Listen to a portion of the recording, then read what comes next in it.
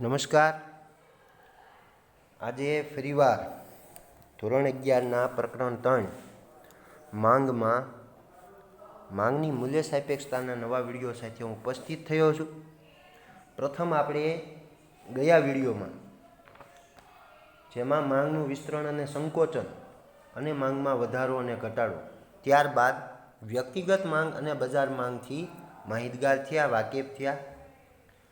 આજે આપણે માંગની સાપેક્ષતા સાપેક્ષતા એટલે શું તો એની વાત કરીએ તો માંગ ઉપર અસર કરનારા પરિબળોમાં ફેરફાર થવાથી માંગમાં થતો ફેરફાર માંગની શું બતાવે છે? સાપેક્ષતા દર્શાવે છે.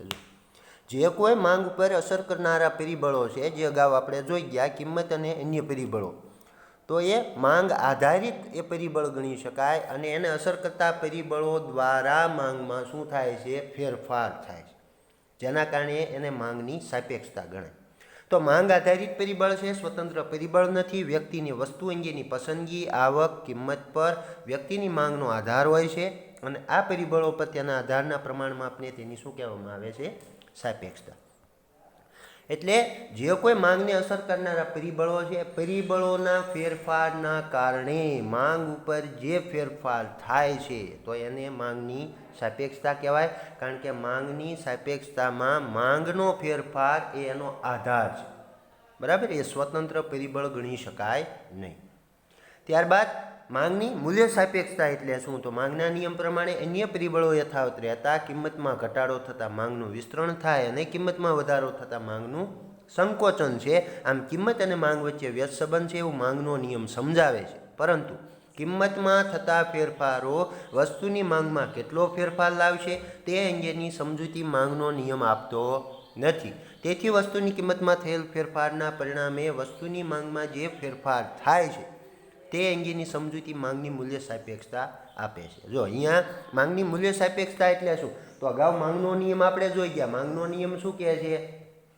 તો કે માંગનો નિયમ આપણે ખબર, પ્રોફેસર આલ્ફ્રેડ માર્શલે કીધું, જો અન્ય પરિબળો યથાવત રહે તો કિંમતમાં ઘટાડો થાય તો માંગનું વિસ્તરણ થાય અને કિંમતમાં વધારો થાય તો માંગનું શું થાય છે? સંકોચન. એટલે કે કિંમત અને માંગ વચ્ચે વ્યસ્ત સંબંધ છે. પણ એમાં એવું નથી સમજાયું, અને નિયમમાં એવું નથી કીધું કે કિંમતમાં ઘટાડો થશે તો માંગમાં કેટલો વધારો થાય છે અને કિંમતમાં વધારો થાય છે તો માંગમાં કેટલો ઘટાડો થાય છે, એટલે કેટલું સંકોચન થાય છે.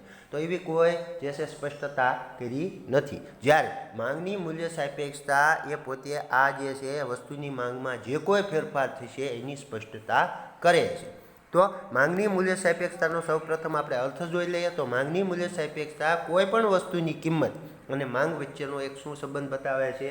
પ્રમાણાત્મક સંબંધ બતાવે છે, જેને ઉદાહરણની મદદ વડે સૂત્ર દ્વારા નીચે મુજબ આપણે જોઈ શકીએ. તો માંગની મૂલ્ય સાપેક્ષતા કોઈ વસ્તુની કિંમત અને માંગ વચ્ચે કેવો સંબંધ છે, જે પ્રમાણાત્મક સંબંધ આપણે ગણી શકીએ, તો એ જે છે માંગની મૂલ્ય સાપેક્ષતા દર્શાવે છે. જેને સૂત્રની મદદથી આપણે સમજવાનો પ્રયત્ન કરીએ તો માંગની મૂલ્ય સાપેક્ષતા બરાબર માંગમાં ટકાવારી ફેરફાર છેદમાં કિંમતમાં થતો ટકાવારી ફેરફાર. બરાબર? ઉદાહરણ તરીકે એક્સ નામની વસ્તુની કિંમતમાં 1% ઘટાડો થતાં માંગમાં કેટલાનો વધારો થયો? 5% વધારો. તો અહીંયા આપણને ખબર પડી કે કિંમતમાં 1% ઘટાડો થાય છે તો માંગમાં કેટલો વધારો થાય છે? તો કે 5% વધારો થાય છે. તો અહીંયા ફેરફાર જે છે માંગની મૂલ્ય સાપેક્ષતામાં દર્શાવી શકીએ છીએ. તો એનું સૂત્ર અહીંયા આપ્યું છે, એક્સ વસ્તુની માંગમાં થતો ટકાવારી ફેરફાર છેદમાં એક્સ વસ્તુની કિંમતમાં થતો ટકાવારી ફેરફાર. તો અહીંયા એક્સ વસ્તુની માંગમાં થતો ટકાવારી ફેરફાર કેટલો હતો? તો કે 5%. જો અહીંયા આપણને ઉપર આપી દીધું એક્સ નામની વસ્તુની કિંમતમાં 1%નો ઘટાડો થતાં માંગમાં કેટલો વધારો થયો? 5%નો. તો પ્રથમ માંગમાં થતો ટકાવારી ફેરફાર, તો કે ઉપર 5 આવશે, નીચે 1 આવશે. તો 1 × 5 એટલે જવાબ કેટલો આવશે? 5. એટલે અહીંયા જે આંકડાઓ આપ્યા છે 0%નો ફેરફાર છેદમાં 10%નો વધારો, એ પ્રિન્ટ મિસ્ટેક છે. બરાબર? એની જગ્યાએ શું આવશે? તો કે 5/1 આવશે. એટલે જવાબ શું આવશે? 5. 1 × 5. બરાબર? એટલે 5ની માંગની મૂલ્ય સાપેક્ષતા એવો જવાબ આવ્યો. હવે આ માંગની મૂલ્ય સાપેક્ષતા કેવી આવે છે? શુદ્ધ આંકમાં વ્યક્ત થાય છે. એટલે કે એની પાછળ કોઈ ટકા, રૂપિયા, કિલોગ્રામ, લીટર, મીટર એવું કોઈ એકમ કાંઈ લખાતું નથી. એને શુદ્ધ આંકમાં જે છે વ્યક્ત કરવામાં આવે છે. માંગની મૂલ્ય સાપેક્ષતાની વ્યાખ્યા જોઈ લઈએ તો કોણે આપી? તો કે પ્રોફેસર માર્શલે આપી છે. શું કીધું? તો કે માંગની મૂલ્ય સાપેક્ષતાની સમજૂતીમાં જણાવે છે કે વસ્તુની માંગની મૂલ્ય સાપેક્ષતા વધારે કે ઓછી એનો આધાર કિંમતના ઘટાડાના પરિણામે માંગમાં થતો વધારો મોટો છે કે નાનો, અને કિંમતમાં વધારાના પરિણામે માંગમાં થતો ઘટાડો મોટો છે કે નાનો એના ઉપર રહેલો છે. જો માંગની મૂલ્ય સાપેક્ષતાની સમજૂતી આપણને કઈ રીતે મળે? તો વસ્તુની કિંમતમાં થતો ઘટાડો માંગમાં કેટલો વધારો લાવે છે, એટલે કે કેટલો વધારો મોટો છે કે નાનો. ત્યારબાદ કિંમતમાં વધારો થાય તો માંગમાં એ ઘટાડો કેટલો થાય છે, એટલે કે વધારે મોટો થાય છે કે નાનો થાય છે, એના ઉપર ખાસ કરીને માંગની મૂલ્ય સાપેક્ષતાનો આધાર રહેલો છે. એના ઉપર એ પોતે ડિપેન્ડ કરે છે. ત્યારબાદ 5 માર્ક્સનો પ્રશ્ન તમારે પૂછાય છે, માંગની મૂલ્ય સાપેક્ષતાના પ્રકારો કેટલા અને ક્યાં ક્યાં, જેને આકૃતિ દ્વારા વિગતવાર સમજાવો. આવો પ્રશ્ન પૂછાય તો 5-5ના નામ સૌ પ્રથમ આપણે જોઈ લઈએ.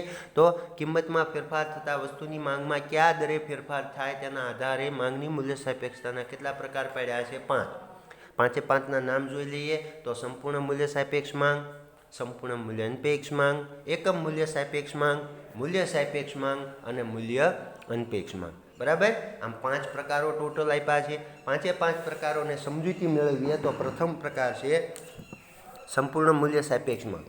સંપૂર્ણ મૂલ્ય સાપેક્ષ માંગ એટલે શું? તો કે જ્યારે વસ્તુની કિંમતમાં અંત્યત નજીવો ફેરફાર તેની માંગમાં અમર્યાદિત ફેરફાર લાવે ત્યારે વસ્તુ માટેની માંગમાં કેવો ફેરફાર થાય છે? અમાપ, એટલે કે એને અનંત તરીકે આપણે ઓળખી શકીએ. તેને સંપૂર્ણ મૂલ્ય સાપેક્ષ માંગ કહે છે.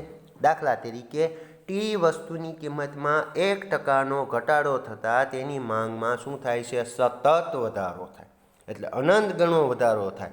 તો આવી માંગનો આંક એ અમાપ એટલે કે અનંત એ પોતે આવતો હોય છે. જો અહીંયા આપણને કીધું કે વસ્તુની કિંમતમાં અંત્યત નજીવો ફેરફાર થાય, એટલે કે થોડો ઘટાડો થાય, તો એની માંગમાં જે છે અમાપ એટલે કે અનેક ગણો વધારો થતો હોય, એટલે એનું મૂલ્ય અહીંયા કેવું કીધું છે? અનંત એ થતો હોય તો એને સંપૂર્ણ મૂલ્ય સાપેક્ષ માંગ તરીકે આપણે ઓળખી શકીએ, જેનું મૂલ્ય આવે છે અનંત. બરાબર? અહીંયા આપણને સૂત્ર પણ આપ્યું છે કે માંગમાં થતો ટકાવારી ફેરફાર છેદમાં કિંમતમાં થતો ટકાવારી ફેરફાર. તો માંગમાં કેવો ફેરફાર થયો? તો કે અમાપ અનંત ફેરફાર થયો છે, જેના કારણે આપણે એને એટ ધ રેટ બરાબર આલ્ફા તરીકે ઓળખી શકીએ. ભાગ્યા કિંમતમાં કેટલાનો ઘટાડો થયો? તો કે 1%નો ઘટાડો, તો ભાગ્યા 1 બરાબર એનો જે છે ભાગાકાર કરીએ એટલે અમાપ એ પોતે વધારો લાવે છે, જેને આપણે અનંત એટલે કે અનેક ગણા તરીકે ઓળખી શકીએ. બરાબર? જેની આકૃતિ પણ અહીંયા આપણને આપેલી છે. આકૃતિની સમજૂતી આપણે જોઈ લઈએ તો સૌપ્રથમ એક્સ અક્ષ ઉપર જે છે આડી ધરી ઉપર વસ્તુની માંગ બતાવી છે, ઊભી ધરી ઉપર એટલે વાય ધરી ઉપર વસ્તુની કિંમત દર્શાવી છે.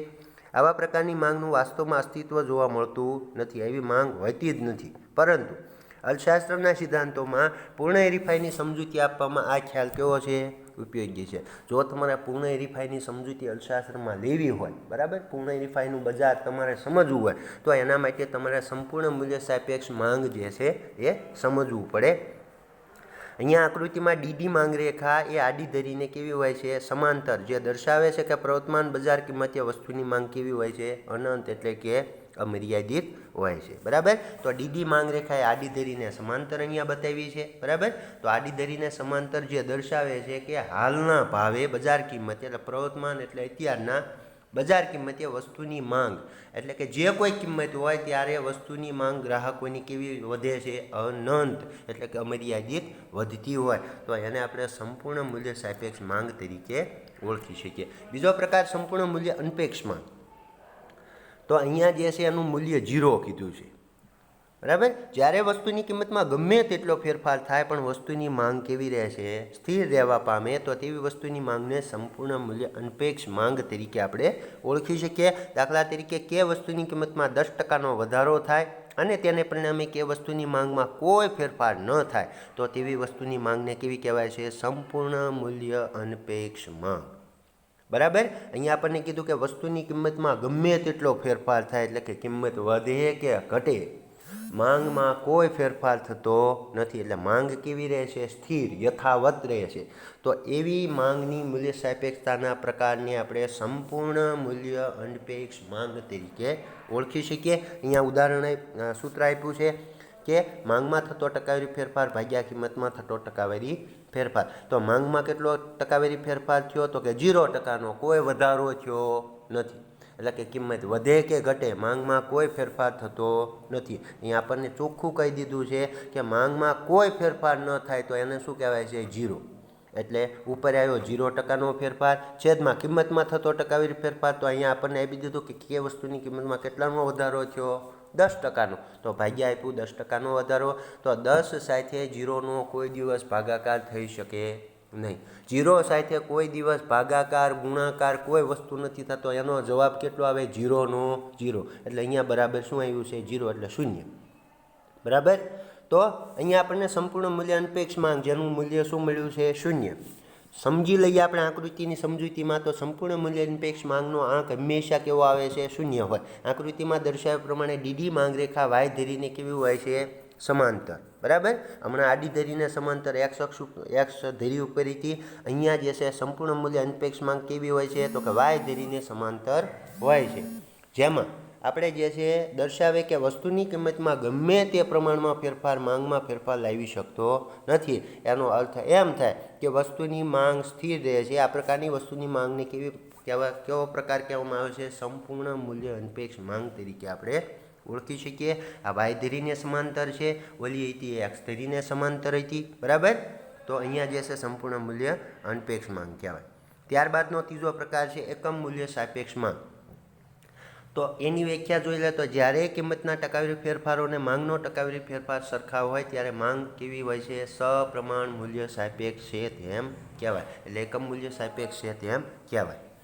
દાખલા તરીકે એક્સ વસ્તુની કિંમતમાં 5%નો ઘટાડો થાય અને તેથી વસ્તુની માંગમાં 5%નો વધારો થાય તો તેવી વસ્તુની માંગની મૂલ્ય સાપેક્ષતા 1 છે તેમ કહેવાય. કારણ કે બંનેમાં કેવો ફેરફાર? તો કે સરખો થયો છે, સપ્રમાણમાં થયો છે. જેના કારણે એનો જવાબ કેવો આવશે? 1. એકમ બરાબર આવશે. સૂત્ર જોઈ લઈએ તો માંગમાં થતો ટકાવારી ફેરફાર ભાગ્યા કિંમતમાં થતો ટકાવારી ફેરફાર. માંગમાં પણ 5%નો વધારો થયો, કિંમતમાં 5%નો શું થયો? ઘટાડો. એટલે 5 ભાગ્યા 5 તો 5 એકા 5. જવાબ શું આવશે? 1. એટલે એકમ બરાબર ગણી શકાય. વસ્તુની કિંમતમાં થતો ટકાવારી ફેરફાર અને વસ્તુની માંગમાં થતો ટકાવારી ફેરફાર સરખો થતો હોવાથી વસ્તુની માંગ કેવી બને છે? એકમ મૂલ્ય સાપેક્ષ માંગ. આ માંગની મૂલ્ય સાપેક્ષતાનો એક પ્રકાર એકમ મૂલ્ય સાપેક્ષ માંગ, જેમાં કિંમત અને માંગમાં કેવો ફેરફાર થાય છે? સપ્રમાણ એટલે કે સરખો ફેરફાર થતો હોય. જેની આકૃતિ અને એની સમજૂતી જોઈ લે તો આકૃતિની સાથે સાથે સમજૂતી આકૃતિ સાથે જોઈશો તો ખબર પડશે. તો આકૃતિમાં દર્શાવ્યા પ્રમાણે વસ્તુની કિંમત PP1 જેટલો ઘટાડો થયો. એટલે શરૂઆતનો ગાળો જો PP1 જેટલો એટલે ઉપરનો ભાગ, નીચેથી ઉપરના ભાગમાં જેટલો ઘટાડો થયો એની સામે અહીંયા જે છે વસ્તુની માંગમાં MM1 જેટલો જે છે વધારો થયો. બરાબર. તો જમણી બાજુ મૂળ જગ્યાએથી જમણી બાજુ MM1 જેટલો જે છે શું બતાવે છે? અહીંયા વધારો બતાવે છે. જ્યાં PP1 કિંમતનો ફેરફાર અને MM1 માંગનો ફેરફાર એક સરખા એટલે કે એક સરખો વધારો થતો હોય છે, એક સરખો ફેરફાર થાય છે. પણ એ ફેરફાર કેવો થાય છે? વિરુદ્ધ દિશાના હોવાથી એવી વસ્તુની માંગ કેવી હોય છે? એકમ મૂલ્ય સાપેક્ષ માંગ હોય છે. એટલે કે એકમાં ઘટાડો થાય છે અને એકમાં શું થાય છે? વધારો. એટલે વિરુદ્ધ દિશાનો ફેરફાર એ અહીંયા આપણને ગણવામાં આવે છે. બરાબર. તો આવી માંગને આપણે એકમ મૂલ્ય સાપેક્ષ માંગ તરીકે ઓળખી શકીએ છીએ. ત્યારબાદ મૂલ્ય સાપેક્ષ માંગ ચોથો પ્રકાર છે. તો વસ્તુની કિંમતના ટકાવારી ફેરફાર કરતાં વસ્તુની માંગમાં થતો ટકાવારી ફેરફાર કેવો હોય છે? વધુ હોય. તો તેવી વસ્તુની માંગને મૂલ્ય સાપેક્ષ માંગ કહેવામાં આવે છે. ઉદાહરણ તરીકે આર વસ્તુની કિંમતમાં 10%નો વધારો થાય તેને પરિણામે વસ્તુની માંગમાં 30%નો શું થાય? ઘટાડો થાય. તો તેવી વસ્તુની માંગ કેવી છે? મૂલ્ય સાપેક્ષ છે તેમ આપણે કહીએ. એટલે કે કિંમત વધે એટલે માંગ ઘટવાની છે, ફાઇનલ છે. તો અહીંયા માંગમાં થતો ટકાવારી ફેરફાર તો કે અને કિંમતમાં થતો ટકાવારી ફેરફાર સૂત્રમાં આપણે મૂકીએ તો માંગમાં કેટલો ફેરફાર થયો? તો કે 30%નો ઘટાડો. તો 30%નો ઘટાડો કેમ થયો? તો કે 10%નો કિંમતમાં શું થયો છે? વધારો. તો 30% ભાગ્યા 10%. તો 10 તેરી 30. જવાબ શું આવશે? 3. જે જવાબ 1 કરતાં કેવો થયો છે? વધુ. એટલે 1 પછી 2 અને 3 1 કરતાં વધુ થયો. આ માંગની મૂલ્ય સાપેક્ષતાનો આંક 3 છે, જે દર્શાવે છે કે વસ્તુની કિંમતમાં થતા ફેરફાર કરતાં વસ્તુની માંગમાં થતો ફેરફાર વધુ છે. આમ વસ્તુની માંગ કેવી બની છે? મૂલ્ય સાપેક્ષ માંગ. આકૃતિની સમજૂતી આપણે મેળવીએ, સાથે સાથે આકૃતિ જોતા જઈએ તો આકૃતિમાં P1P જેટલો વસ્તુની કિંમતમાં વધારો થવાથી વસ્તુની માંગમાં M1M જેટલું શું થાય છે? સંકોચન થાય છે. અહીં વસ્તુની કિંમતમાં થયેલ વધારા કરતાં માંગમાં થતું સંકોચન કેવું આવે છે? વધુ. સામાન્ય રીતે મોજ શોખ, મનોરંજન ને આરામદાયક વસ્તુની માંગ મૂલ્ય સાપેક્ષ હોય, દાખલા તરીકે ટેલિવિઝન, કાર વગેરે. બરાબર, તો એને આપણે જે છે મૂલ્ય સાપેક્ષ માંગ તરીકે ઓળખી શકીએ, કારણ કે અહીંયા કિંમતમાં થતો વધારો માંગમાં વધુ ઘટાડો સર્જાવે છે. બરાબર, તો કિંમતમાં વધારો તો કે કઈ કઈ વસ્તુઓમાં આવે? તો કે મોજ શોખની વસ્તુઓ, મનોરંજનની વસ્તુઓ, આરામદાયક વસ્તુઓની માંગ જે છે એને આપણે મૂલ્ય સાપેક્ષ માંગ તરીકે ઓળખી શકીએ, કે જેમાં કિંમતમાં વધારો થવાથી ગ્રાહકોની માંગમાં શું થાય છે? એ ઘટાડો થાય છે. એટલે કે કિંમતમાં જે કોઈ એ વધારો થાય એની કરતાં ઘટાડો જે છે માંગમાં થતો હોય છે. ત્યારબાદનો પાંચમો પ્રકાર છે મૂલ્ય અનપેક્ષ માંગ. તો વસ્તુની કિંમતના ટકાવારી ફેરફાર કરતાં વસ્તુની માંગમાં થતો ટકાવારી ફેરફાર ઓછો હોય તો તેવી વસ્તુની માંગને મૂલ્ય અનપેક્ષ માંગ કહેવાય. ઉદાહરણ તરીકે જે વસ્તુની કિંમતમાં 20% વધારો થાય અને તેના પરિણામે વસ્તુની માંગમાં ફક્ત 5% ઘટાડો થાય તો તેવી વસ્તુની માંગ કેવી છે? મૂલ્ય અનપેક્ષ માંગ તરીકે આપણે ઓળખી શકીએ. સૂત્ર આપ્યું છે માંગમાં થતો ટકાવારી ફેરફાર છેદમાં કિંમતમાં થતો ટકાવારી ફેરફાર. તો માંગમાં થતો ટકાવારી ફેરફાર કેટલો આપ્યો છે? તો કે ફક્ત 5%નો ઘટાડો, એટલે ઉપર 5%નો ઘટાડો આવશે, છેદમાં કિંમતમાં કેટલો વધારો થયો? તો કે 20%નો વધારો, તો નીચે 20%નો વધારો આવશે. ભાગાકાર કરશો એટલે 5 ચોકુ 20 બરાબર 1/4. બરાબર, તો અહીંયા 0.25 જે 1 કરતાં કેવું મૂલ્ય આવે છે?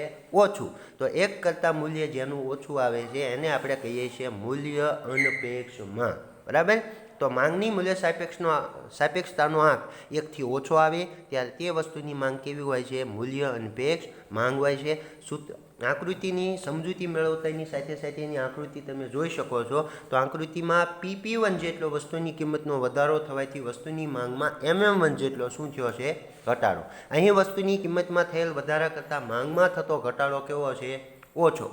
તો આવી વસ્તુઓ એ કઈ છે? તો કે જીવન જરૂરી આવશ્યક વસ્તુની માંગ મૂલ્ય અનપેક્ષ કહેવાય. દાખલા તરીકે અનાજ, દૂધ, તેલ, કે જેની બજારમાં કિંમત વધે છે છતાં એ વસ્તુઓની વપરાશ ગ્રાહકને ફરજિયાત કરવી પડે છે, કારણ કે જીવન જરૂરી વસ્તુઓ છે, જીવનને ટકાવવા માટેની વસ્તુઓ છે, જેના કારણે કિંમતમાં વધારો વધુ થયો હોય છતાં એની માંગ જે છે એ એટલી બધી જે છે ઘટતી નથી. એટલે કે જરૂરિયાત ઓછી ઘટે છે પણ વધુ ઘટતી નથી. તો એવી માંગની મૂલ્ય સાપેક્ષતાના પ્રકારને આપણે માંગની મૂલ્ય અનપેક્ષ માંગ આપણે જે છે ગણીએ છીએ. તો અહીંયા ટોટલ આપણે જે છે 5 પ્રકારો જોયા. 5 પ્રકારોના માત્ર નામ આપણે સૌપ્રથમ સમજી લઈએ. તો મૂલ્ય સાપેક્ષ માંગ, મૂલ્ય અનપેક્ષ માંગ, એકમ મૂલ્ય સાપેક્ષ માંગ, સંપૂર્ણ મૂલ્ય સાપેક્ષ માંગ અને સંપૂર્ણ મૂલ્ય અનપેક્ષ માંગ. વ્યાખ્યા એકની એક રહેશે. કિંમતમાં થતા ટકાવારી ફેરફાર કરતાં માંગમાં થતો ટકાવારી ફેરફાર વધુ હોય તો એને મૂલ્ય સાપેક્ષ માંગ કહેવાય, જેનું મૂલ્ય કેવું છે? 1 કરતાં વધુ. પ્રકાર 2 મૂલ્ય અનપેક્ષ માંગ. કિંમતમાં થતો ટકાવારી ફેરફાર કરતાં માંગમાં થતો ટકાવારી ફેરફાર ઓછો હોય તો એને મૂલ્ય અનપેક્ષ માંગ કહેવાય, જેનું મૂલ્ય 1 કરતાં કેવું આવે છે? ઓછું. જે છેલ્લો પ્રકાર આપણે ભણ્યા. ત્યારબાદ એકમ મૂલ્ય સાપેક્ષ માંગ, જેને આપણે બીજા નામથી સપ્રમાણ મૂલ્ય સાપેક્ષ માંગ કે એકમ મૂલ્ય સાપેક્ષ માંગ ગણીએ છીએ, જેની વ્યાખ્યા કિંમતમાં થતો ટકાવારી ફેરફાર અને માંગમાં થતો ટકાવારી ફેરફાર બંને સપ્રમાણ હોય એટલે સરખા હોય તો એને આપણે એકમ મૂલ્ય સાપેક્ષ માંગ કહીએ છીએ, જેનું મૂલ્ય 1 બરાબર છે, એકમ બરાબર છે. ત્યારબાદ ત્રીજો પ્રકાર એટલે ચોથો પ્રકાર સંપૂર્ણ મૂલ્ય સાપેક્ષ માંગ. તો કે કિંમતમાં નજીવો ફેરફાર થાય અને માંગમાં અસાધારણ અમર્યાદિત ફેરફાર લાવે તો એને આપણે જે છે એ સંપૂર્ણ મૂલ્ય સાપેક્ષ માંગ ગણીએ છીએ, જેનું મૂલ્ય અનંત આવે છે. અને છેલ્લો અને પાંચમો પ્રકાર સંપૂર્ણ મૂલ્ય અનપેક્ષ માંગ, એટલે કે કિંમતમાં ગમે તેટલો ફેરફાર થાય, કિંમત વધે કે ઘટે, માંગમાં કોઈ ફેરફાર થતો નથી, માંગ સ્થિર રહે છે, તો એને આપણે શું ગણીએ છીએ? સંપૂર્ણ મૂલ્ય અનપેક્ષ માંગ, જેનું મૂલ્ય કેટલું આવે છે? તો કે અહીંયા સંપૂર્ણ મૂલ્ય અનપેક્ષ માંગ જેનું મૂલ્ય 0 આવે છે, કોઈ ફેરફાર થતો નથી. કિંમત વધે કે ઘટે, માંગ જે છે એ સ્થિર રહે છે, તો એને સંપૂર્ણ મૂલ્ય અનપેક્ષ માંગ તરીકે આપણે ઓળખી શકીએ. આમ 5 પ્રકારો, જે 5 માર્ક્સનો પ્રશ્ન ફરજિયાત આવે છે, બહુ સહેલો અને સિમ્પલી પ્રશ્ન છે. એક વ્યાખ્યા આવડે એટલે 5 વ્યાખ્યા આવડી જાય અને એના જે છે મૂલ્યો આપણે સમજવાના, આકૃતિ સમજી લેવાય એટલે 5 માર્ક્સ તમારા રોકડા થઈ જાય છે. આગળના વિડીયોમાં આપણે માંગની આવક સાપેક્ષતા જેની આપણે ચર્ચા કરીશું.